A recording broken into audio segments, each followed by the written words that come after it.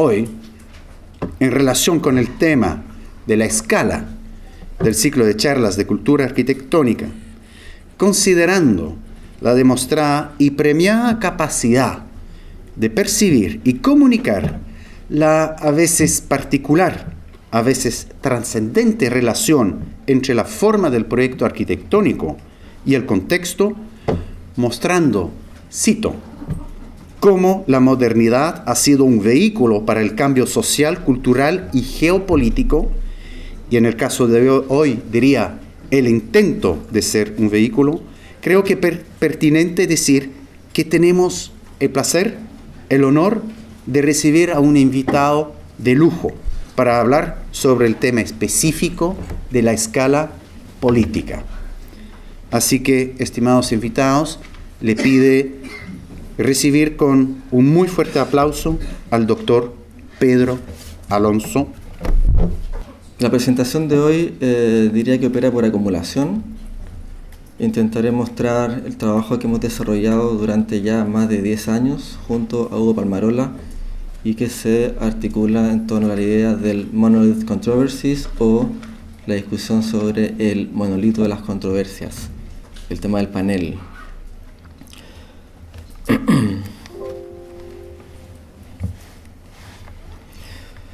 Partamos por esto. Un panel de hormigón armado, prefabricado, vinculado a la idea de que se puede prefabricar la arquitectura a través de sistemas de prefabricación por paneles de hormigón. Este panel en particular tiene una historia a la que nosotros llamamos las trayectorias del panel.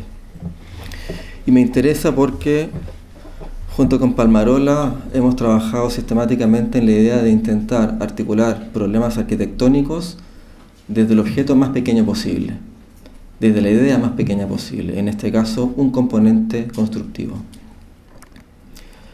Este panel en particular inicia su trayectoria cuando fue producido en la ciudad de Quilpué y fue firmado en el cemento fresco por el entonces presidente Salvador Allende, el día de la inauguración de la planta KPD, una industria donada por el gobierno soviético por Brezhnev el año 72 para la prefabricación de viviendas en el proyecto de la Unidad Popular de Allende. Allende la firmó por razones políticas, para articular, para reforzar, para promocionar la alianza estratégica que tenía o que esperaba tener, de hecho, con la Unión Soviética. Y lo puso en la puerta, en la entrada de la industria, con un saludo a los compañeros chilenos y soviéticos, y además con la firma del embajador Vazov, que está a un lado del panel. Ahí se ve el detalle de la firma, para celebrar entonces esta alianza estratégico-política. Y por supuesto se fotografió extensamente en ese día junto con este panel, que ya empezaba a ser un panel bastante especial. Siendo un panel prefabricado, producido en serie, en masa, se transformó en un monumento, en una suerte de obra de arte. Allende, al firmarlo, hacía una operación parecida a la que hacía Marcel Duchamp al firmar un urinario: transformar un objeto producido en serie en un objeto único. Después del golpe de Estado, la administración de la dictadura le pasó la fábrica a la Armada, y la Armada pensó que no correspondía dilapidar esta industria, lo que correspondía hacer era mantenerla funcionando. Mal que mal, la planta KPD era capaz de producir alrededor de 1.700 departamentos al año utilizando paneles de hormigón armado. Sin embargo, la Armada tenía un problema. ¿Qué hacía con un panel en la entrada que estaba firmado por Allende? Y lo que hizo fue estocar la firma, pintarlo de blanco y agregarle 2 candelabros neocoloniales y una imagen de la Virgen del Carmen, transformando el pecado original socialista, borrándolo para transformarlo en la imagen de la casa tradicional chilena vinculado a los ideales coloniales y cristianos. La industria fue eventualmente dilapidada el año 79, no pudo seguir compitiendo con las políticas neoliberales impulsadas por la dictadura, y el panel, en algún punto, fue abandonado como una ruina. Esta es la forma como lo encontramos junto a Hugo Palmarola, casi como una suerte de ruina piranésica con pasto creciéndole alrededor del año 2008-2009. ¿A qué corresponde este panel? Sin duda excede largamente Chile y largamente una historia particular del gobierno de Allende. Y se vincula sobre todo con el impulso que la Unión Soviética dio a la prefabricación por grandes paneles de hormigón armado para precisamente avanzar en la resolución de sus propios problemas con la vivienda social.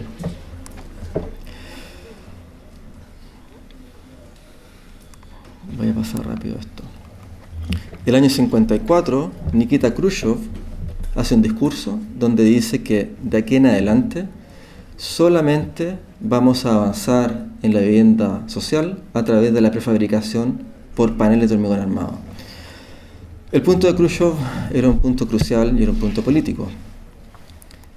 Intentaba de alguna forma dar vuelta a la página de los excesos ornamentales del gobierno anterior, de Stalin, asociado también, por supuesto, a las polémicas propias de esa época, en la Unión Soviética. La forma de abandonar el estalinismo, la forma de destalinizar la Unión Soviética y pasar de una arquitectura de este tipo a una de este tipo, le permitiría también, de alguna forma, hacer un gesto de carácter estético y avanzar hacia un tipo de vivienda que pudiese eliminar el ornamento y volver a una cierta radicalidad sobre la desnudez del hormigón. Lo discutíamos con David. Ustedes pueden ver que los paneles de hormigón armado no tienen por qué dibujar una línea, podrían estar estucados, podría no notarse que son paneles. Sin embargo, el énfasis en hacer esa línea supone algo que está implícito en el discurso de Khrushchev, supone lo que se denominaría la línea de la honestidad. Vale decir, necesitamos demostrar que está construido utilizando la más alta tecnología disponible, que se utiliza paneles prefabricados de hormigón armado. Por lo tanto, no solamente no se estuca, sino que además se refuerza la línea, porque la línea de la honestidad demuestra la honestidad de la construcción industrial. Porque tenemos que mostrar que efectivamente estamos avanzando en la superación de la arquitectura estalinista. Creo que tiene que ver con la discusión que propone este ciclo, la idea de la política. Así como la Armada tuvo que eliminar la firma y el look socialista de un panel, Khrushchev tenía que eliminar el look ornamental de Stalin. Y para eso tenían que reforzar la honestidad de los materiales, mostrar que el hormigón era prefabricado y que venía de una producción industrial. Por lo tanto, una dimensión que es política, Khrushchev en contra de Stalin o Pinochet en contra de Allende, se articula desde un punto de vista estético. La transformación del panel o la construcción o la remarcación de la línea de la honestidad en este panel. Un tema arquitectónico y un tema estético que tiene connotaciones políticas. Hay distintas estimaciones. Seguimos intentando establecer el número exacto, pero se puede decir, según distintos autores, que no menos de 5 billones de metros cuadrados de vivienda en todo el mundo se hicieron con tecnologías de prefabricación por grandes paneles de hormigón armado. Autores como Philip Moisel plantea que 170 millones de departamentos se construyeron con estas tecnologías. Eso supuso que en la Unión Soviética, por lo menos, después del speech, después del texto del discurso de Khrushchev del 54, se produjera un enorme incentivo a la investigación tecnológica para poder investigar y desarrollar el mejor y más eficiente sistema de prefabricación por paneles.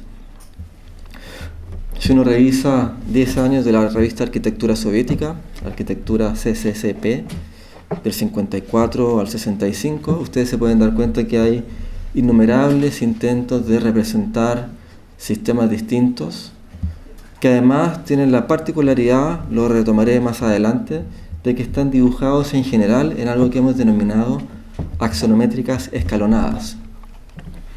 Ustedes pueden ver, no sé si se alcanza a notar, pero es un tipo de dibujo que muestra la tipología en fachada, el ensamblaje y además también algo de la planta. Un dibujo muy sintético a través del cual este tipo de arquitectura se empezó a representar. Pero también se representó en cine y en distintos medios. Y también llegó a otras partes del mundo, no solo a Chile, sino que también, por ejemplo, a Cuba. En este caso, una industria equivalente a la que llegó a Chile el 72 había llegado a Santiago de Cuba el año 62, 10 años antes, produciendo también este tipo de arquitectura por paneles. Más aún, no solamente es un problema soviético, si ustedes revisan, lo discutiré a continuación, en más de 80 países distintos, en 5 continentes distintos, sistemas de prefabricación por paneles de hormigón armado fueron desarrollados. Estados Unidos incluyendo, pero ustedes pueden ver acá el listado de países que es bastante extenso. Por lo tanto, a través de la historia de un panel, este panel abandonado Allende, uno empieza a desarrollar o a articular una historia que de hecho supone también la historia de la globalización de la segunda mitad del siglo XX en torno al tema de la vivienda social a partir del impacto de la industria como paradigma de desarrollo para la arquitectura.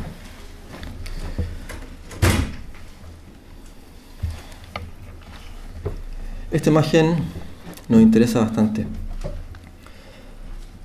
De alguna forma, la operación de Khrushchev y el tema del panel suponía también un regreso al constructivismo ruso y un regreso a la vanguardia rusa. Planteamos en el libro Panel, que el panel es a la arquitectura lo que el cuadrado negro de Malevich es a la pintura. Vale decir, el panel es la reducción del ornamento y de la arquitectura a un mínimo absoluto. Y ese panel como cuadrado negro, volviendo atrás a la vanguardia soviética rusa de los años 20, empieza también a articularse a través de numerosas manifestaciones en el mass media, ¿no? Y empieza a aparecer como cuadrado negro, donde uno sabe si es Malevich o un panel, lo que está apareciendo como una suerte de cita en pósters que celebran las glorias de la Unión Soviética en materia de arquitectura y de construcción. Este es un póster chileno, Vicente Larrea, en los 70s, donde si bien todas las casas que están alrededor son tradicionales y están hechas con 2 aguas, sin embargo este panel aparece formando parte de la imagen, o fotografías de los edificios en Chile que parecen literalmente construidos por esta reducción de la arquitectura a un mínimo básico que es el panel como cuadrado negro. Un cuadrado negro donde precisamente y con gran intuición, si algo había que eliminar de esta radicalidad vanguardista, suponía bloquear la ventana y modificar esta cita al constructivismo o esta cita a Malevich o esta cita a la vanguardia soviética rusa a través de la introducción de un ícono, en este caso cristiano. Este panel, por lo tanto, que tiene una línea de honestidad, que intenta demostrar su construcción, que intenta destalinizar la Unión Soviética, que vuelve atrás hacia las vanguardias rusas y que intenta articular una nueva arquitectura y una nueva sociedad a partir de la prefabricación, es al mismo tiempo un panel que en la literatura y en las distintas manifestaciones y representaciones siempre aparece como un objeto que paradójicamente vuela, cuelga, flota. Ustedes pueden ver imágenes de la época. Este es un afiche del año 55, Govorkov. El panel aparece flotando, colgando ahí atrás. El año siguiente, el mismo autor aparentemente ya está entendiendo que tiene que citar a Rodchenko, el famoso afiche de Rodchenko con el texto en diagonal, el trabajador, el panel flotando ahí atrás. Bruselas 58, la celebración de la Unión Soviética, el Sputnik, y ustedes pueden ver que el panel y el avión son considerados como objetos equivalentes. El panel vuela. Sabemos que está colgando de una grúa, pero la grúa ha sido cuidadosamente eliminada del frame, del encuadre, para que entendamos que la retórica de la construcción supone que una pieza de 3 toneladas flota. El boceto del mural anterior de Alexander Deineka muestra la misma situación. Igualdad de género, mujeres y hombres trabajando en la industria o en el sitio de la construcción, con una mano levantada, casi con gran levedad, soportando el panel que flota, hasta que incluso el trabajador aparece como una suerte de mago, de prestidigitador, que sin ningún esfuerzo levanta un brazo y hace el panel flotar o volar. Vale decir, el panel no solamente es un problema tecnocrático o tecnológico, es un problema de la cultura visual. Empieza a aparecer en la construcción de una retórica, con la vanguardia rusa, con el tema del vuelo y con la idea de construirle una narrativa que supone la destrucción de las dachas, de las casas antiguas, a manos de el panel que viene volando desde el cielo a construir una nueva sociedad. Una retórica común en pósters,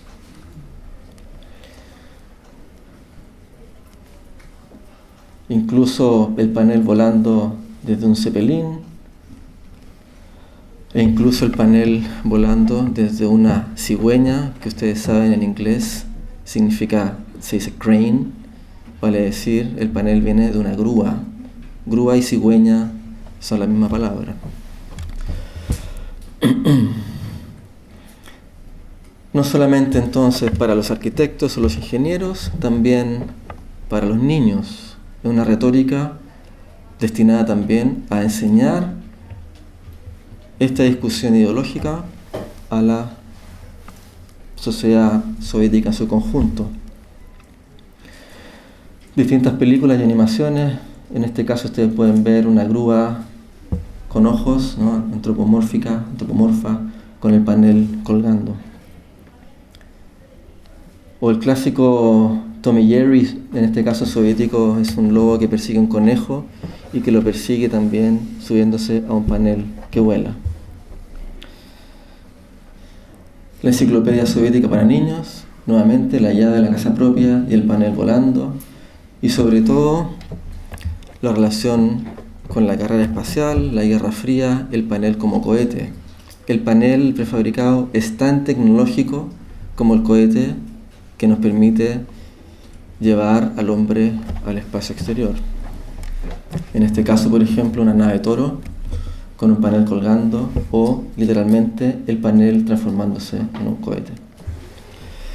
Se vincula a otras tradiciones soviéticas, el cosmismo, la idea de la antigravedad, el panel que flota, una serie de tradiciones que se asocian y se vinculan, o en este caso la célebre película de Rapaport basada en una ópera con música de Shostakovich, Cheremushki, donde literalmente la gente vuela arriba de paneles.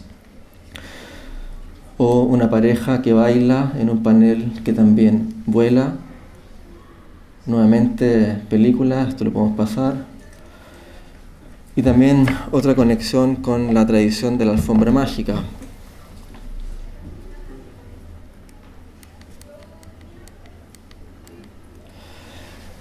Un caso de sincretismo. ¿Cómo se le transmite a la población soviética? y cómo se conecta la prefabricación por paneles, una cosa tan árida, con su cultura a través de una retórica visual. El panel, que significa panus, paño, construcción por paños, por pedacitos de tela, por fragmentos de tela, es justamente la construcción por pedacitos de alfombra. Por lo tanto, no carece de sentido que este vuelo, el vuelo al cohete, también se conecte con una tradición anterior que tiene que ver con el mito de la alfombra voladora en la tradición soviética, en este caso, rusa. Lo discutiré a continuación. También, por supuesto, la caída de la alfombra y el colapso de la Unión Soviética. La ruina del panel, el colapso del sueño y el proyecto socialista, no solamente en Chile, sino que también con el colapso de la misma Unión Soviética. La ruina del edificio y la destrucción. Toda esta retórica visual, toda esta construcción, todo este imaginario asociado al panel, desde el 54 en adelante, que empieza también a colapsar junto con la destrucción de los propios edificios.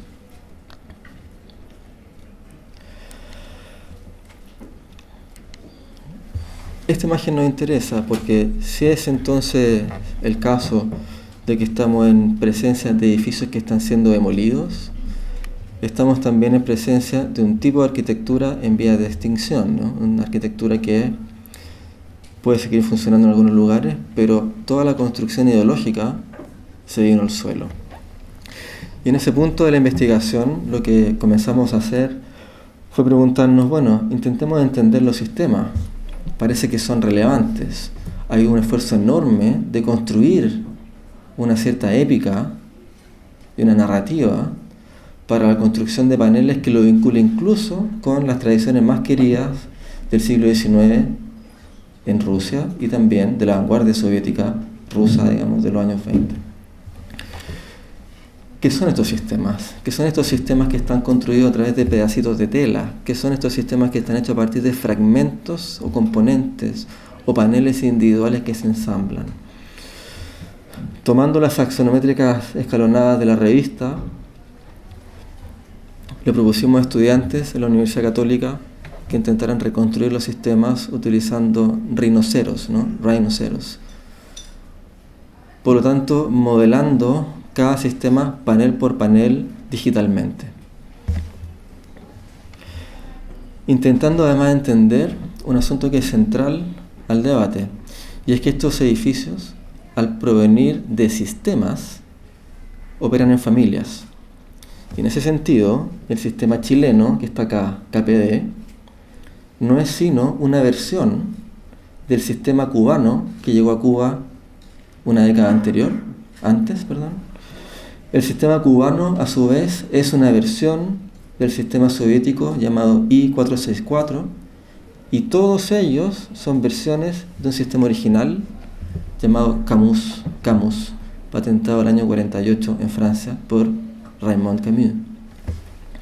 Por lo tanto, además, no son edificios aislados, sino que operan en familias. Nosotros le llamamos a esto genealogías.